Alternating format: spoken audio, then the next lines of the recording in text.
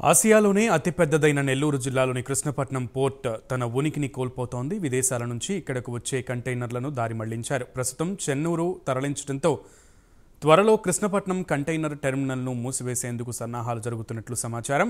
దీంతో ప్రత్యక్షంగా పరోక్షంగా ఉపాధి పొందుతున్న వేలాది మంది కార్మికులు వీధిన పడనున్నారు. పబ్లిక్ ప్రైవేట్ పార్ట్నర్షిప్ విధానంలో ఈ పోర్టు నడిచేది. నవయుగ కంపెనీ దీనిని నిర్వహించేది. చెన్నూరు అలాగే విశాఖపట్నం ముంబరు పోర్టులతో పోటీ పడుతూ ముందుకు దూసుకుపోయేది. అయితే తమిళనాడుకు తరలిపోతున్న కృష్ణపట్నం పోర్టులోని కంటైనర్ కార్గో నవయుగ నుంచి 3 ఏళ్ల క్రితం పోర్టును అదానీ గ్రూప్ తీసుకుంది. అదానీ గ్రూప్ చెన్నైలోని ఎన్నూరు, కట్టుపల్లి పోర్టులకి కంటైనర్ కార్గో టెర్మినల్ను తరలిస్తున్నారు. అదానీ గ్రూప్ కాలుష్యం వెదజల్లే పోర్టును నెల్లూరులో ఉంచి ఆదాయం వచ్చేటువంటి కంటైనర్ కార్గోను తరలింపుకు రంగం సిద్ధం చేసింది. కార్గోను తరలిస్తే రాయలసీమ, కోస్తాలో 7 జిల్లాలు నష్టపోనున్నాయి.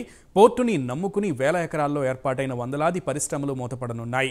కార్గో తరలిపోతే అనేక పరిశ్రమలు నష్టపోవడంతో పాటు ఉద్యోగ ఉపాధి అవకాశాలు దెబ్బతింటాయి.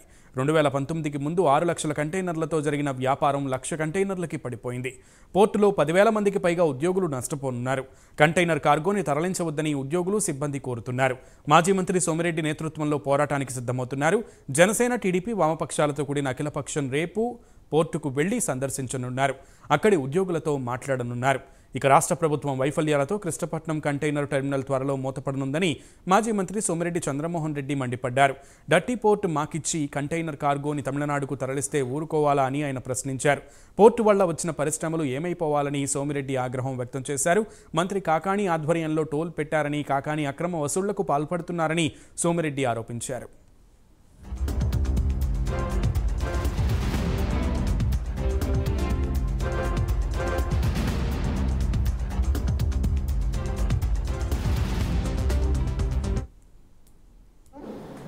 సేకరించిన 6,000 ఎకరాలు కృష్ణపట్నం SEZ, ఇక్కడ కిసాన్ SEZ పక్కనే పోర్టుకి 30-40 కిలోమీటర్లు 2,300 ఎకరాలు, ఇక్కడ 6,000 ఎకరాలు మేనకూరు SEZ ఏమైపోవాలా అంటే భవిష్యత్ తరాలకి నెల్లూరు జిల్లాకి పరిశ్రమలు రాకుండా ఇది ఈరోజు గుంటూరు, ప్రకాశం, నెల్లూరు, రాయలసీమకి ఒక హబ్గా తయారైంది. నెల్లూరు నుంచి రైసు, క్వాడ్జీ, ఫిష్, ప్రాన్, గుంటూరు నుంచి చిల్లీ, టొబాకో, కాటన్, అట్లే ఈస్ట్ వెస్ట్ నుంచి సీ ఫుడ్ ఎక్స్పోర్ట్. ఇది ఇంపోర్టు శ్రీ సిటీకి ఇసుజు మోటార్స్, స్కానియా మోటార్స్ బెంగళూరుకి, Force motors Bengaluru, paper rolls Hyderabad, white cement Guntur, షియానాట్స్ Nellore, solar Kurnool, LED lights, photo frames, furniture Vijayawada. Export import మొత్తం మూసేసి మీకు బొగ్గు, బూడిద వేస్తామంటే ఎవరిది, ఎవరు ఓనర్షిప్? ఈరోజు ఏపీ మ్యారిటైమ్ బోర్డుకి ఏప్రిల్ 9, 2009 నుంచి 39 వరకు ఉంది. కృష్ణపట్నం పోర్టు సమస్య మీద తప్పకుండా మేము కూడా క్షుణ్ణంగా పరిశీలించి తప్పకుండా దాని మీద పోరాడుతుంటాము. కృష్ణపట్నం పోర్టు నుంచి కనుక ఈ బల్క్ ఆర్డర్సే ఉంటాయి, అలా కంటైనర్ ఆర్డర్స్ ఉండవు. అంటే బల్క్ ఆర్డర్స్ అంటే కేవలం అది వాళ్ళు కోల్ తీసుకొని వస్తారు, యూరియా తీసుకొని వస్తారు, ఇలాంటివి తీసుకొని వస్తే దానివల్ల కాలుష్యమే కానీ పెద్ద ఎంప్లాయ్మెంట్ ఉండదు, పెద్ద పరిశ్రమలు కూడా ఇక్కడికి రావు. కంటైనర్లు ఆపేశారంటే మాత్రం చాలా పరిశ్రమలు ఇక్కడ పెట్టుకున్న వాళ్ళు కూడా వాళ్ళ పొట్టకొట్టినట్టు అవుద్ది. స్థానికంగా ఉన్న ఎవరికి కూడా ఉద్యోగాలు రావు. అదేవిధంగా లాజిస్టిక్స్, ఇక్కడ ఎంతో మంది పరిశ్రమలు పెట్టుకున్న వాళ్ళు ఇక్కడ కనుక కంటైనర్ లేకపోతే ఈ కంటైనర్లు చెన్నైకి తీసుకొని వెళ్ళాలన్నా, వైజాగ్కి తీసుకొని వెళ్ళాలన్నా, కాకినాడ పోర్టుకి తీసుకొని వెళ్ళాలన్నా వాళ్ళకి ఒక్కొక్క పరిశ్రమ మీద కోట్ల రూపాయలు నష్టం వస్తుంది.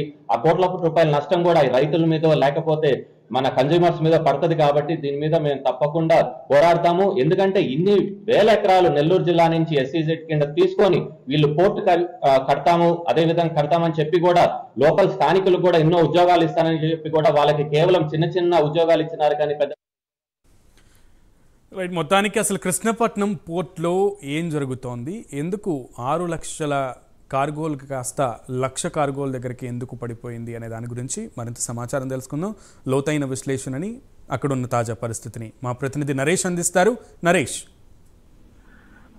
రైట్ సునీల్, మొత్తానికి ఏషియాలోని అతిపెద్ద పోర్టుగా ఉన్నటువంటి కృష్ణపట్నం పోర్టు ప్రస్తుతం ఏదైతే నవయుగ కంపెనీ నుంచి తాజాగా 3 ఏళ్ల క్రితం ఇటు అదానీ గ్రూప్స్ ఏదైతే అదానీ చేతికి అందింది. సో అదానికి సంబంధించినటువంటి గ్రూప్స్ వాళ్ళు ఈ పోర్ట్ ను ప్రస్తుతం నడుపుతున్నారు. ఈ నేపథ్యంలో గతంలో ఏదైతే 2009 ఏప్రిల్ 1 నుంచి పోర్ట్ లో కంటైనర్ టెర్మినల్ కార్యక్రమాలు ప్రారంభమైనప్పటి నుంచి కూడా, అంటే దాదాపు కూడా దశాబ్దాల కాలం నుంచి అతిపెద్ద కంటైనర్ సంస్థ కృష్ణపట్నం పోర్ట్ లో ఇటు ఎక్స్పోర్ట్స్ ఇంపోర్ట్స్ జరుగుతున్నటువంటి ఏకైక పోర్ట్ గా ఏషియాలోనే అతిపెద్ద బిజినెస్ జరుగుతున్నటువంటి ప్రాంతం కృష్ణపట్నం పోర్ట్ అంటారు. సో ఇప్పుడు ప్రస్తుతం తాజాగా కృష్ణపట్నం పోర్ట్ లో ఈ యొక్క కంటైనర్ కార్గో ఏదైతే ఉందో ఈ కంటైనర్ కార్గో ప్రస్తుతం చెన్నైకి తరలిపోతుందని ఆవేదన ఆందోళన చెందుతున్నారు. ప్రస్తుతం ఏదైతే టీడీపీ మాజీ మంత్రి ప్రస్తుత పొలిట్ బ్యూరో సభ్యులు సోమిరెడ్డి చంద్రమోహన్ రెడ్డి.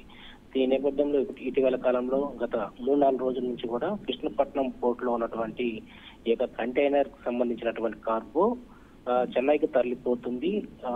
ఏదైతే భావితరాలకు ఉపయోగపడేటువంటి బిడ్డలకు ఉపయోగపడేటువంటి ఈ రోజు పరిశ్రమలన్నింటినీ కూడా మూతపడాల్సిన పరిస్థితి ఏర్పడుతుంది. ప్రస్తుతం నెల్లూరులో ఓన్లీ బూడిద, మట్టి, కాలుష్యం సంబంధించినటువంటి వాటిని కృష్ణపట్నం పోర్ట్ లో ఉంటున్నాయి. మిగతా లాభదాయకమైనటువంటి ఈ యొక్క కార్గోకు సంబంధించినటువంటి సంస్థ అంతా కూడా చెన్నైకి తరలి వెళ్తుందని ఆయన ఆందోళన చెబుతున్నారు. ఈ నేపథ్యంలో ఏదైతే కంటైనర్ టెర్మినల్ దక్షిణ కోస్తా రాయలసీమకు ఒక గేట్ వేలుగా నిలుస్తుందని చెప్పుకోవచ్చు. ఈ నేపథ్యంలో 2009 ఏప్రిల్ 1 పోర్ట్ లో కంటైనర్ టెర్మినల్ కార్యక్రమాలు ప్రారంభమయ్యాయి. 30 ఏళ్ల పాటు కూడా ఈ కార్యక్రమాలు నిర్వహించుకునేలాగా కృష్ణపట్నం పోర్ట్ కంపెనీకి ప్రభుత్వం అవకాశం ఇచ్చినటువంటి పరిస్థితి ఉంది. ఆ తర్వాత 10 ఏళ్లకు కూడా 2 సార్లు ఈ యొక్క రెన్యువల్ చేసుకునే అవకాశం కూడా అగ్రిమెంట్ లో ఉన్నట్టుగా సోమిరెడ్డి చంద్రమోహన్ రెడ్డి ఇప్పటికే మీడియా ముందు చెప్పడం జరిగింది. అయితే కృష్ణపట్నం పోర్టు యాజమానులు నవయుగ, అదానీ కంపెనీలు కాదు, అసలు యజమాని ఏదైతే ఏపీ మారిటైమ్ బోర్డ్ అని ఏదైతే సోమిరెడ్డి చంద్రమోహన్ రెడ్డి చెప్పడం జరుగుతుంది. ఎందుకంటే ఏపీ మారిటైమ్ బోర్డు అనుమతి లేకుండా కంటైనర్ టెర్మినల్ ను చెన్నైకి తరలించేటువంటి అవకాశం లేదు. ఇది ఖచ్చితంగా కూడా ఇక్కడ ఏదైతే గుట్టు చప్పుడు కాకుండా ప్రభుత్వానికి తెలియకుండా ఏదైతే అనుమతులు లేనటువంటి పరిస్థితుల్లో ఈ రోజు 10,000 మంది జీవనంపై తీవ్ర ప్రభావం చూపేటువంటి పరిస్థితి తీసుకువచ్చారు ఈ రోజు అదానీ గ్రూప్స్ అని చెప్పి మండిపడ్డారు. ఒకవైపు కంటైనర్ ను ఏదైతే విజయ్ నుంచి కూడా దించి ట్రాలీ మీద ఉంచేటువంటి పోర్టు నిర్వాహకులు హ్యాండ్లింగ్ ఖర్చుల కింద దాదాపు కూడా రోజుకి ఏదైతే 3,000 తీసుకుంటున్నారు, ఇందులో పోర్టు నిర్వాహకులు 2,000 రూపాయల నుంచి 2,500 రూపాయల వరకు కూడా ఖర్చును చూపిస్తున్నటువంటి పరిస్థితి కనపడతా ఉంది. ఇక్కడ ప్రధానంగా ఒకటే ఆరోపిస్తున్నారు, 2021లో కాకాని గ్యాంగ్ ఏదైతే దీన్ని పూర్తి స్థాయిలో కూడా టోల్ ప్లాజా పెట్టి అక్రమంగా వసూలు చేయడం వల్లే ఈ రోజు అదానీ గ్రూప్ చెన్నైకి తరలి వెళ్తుంది ఈ యొక్క కంటైనర్ టెర్మినల్ అంటూ కూడా ఆయన ఆవేదన చెందుతారు. దీని మీద అందరూ కూడా అన్ని పార్టీలు కూడా ముందుకు రావాలంటూ కూడా ఈ రోజు ఉదయం నుంచి కూడా సిపిఐ, సిపిఎం పార్టీతో పాటు జనసేన పార్టీలో కూడా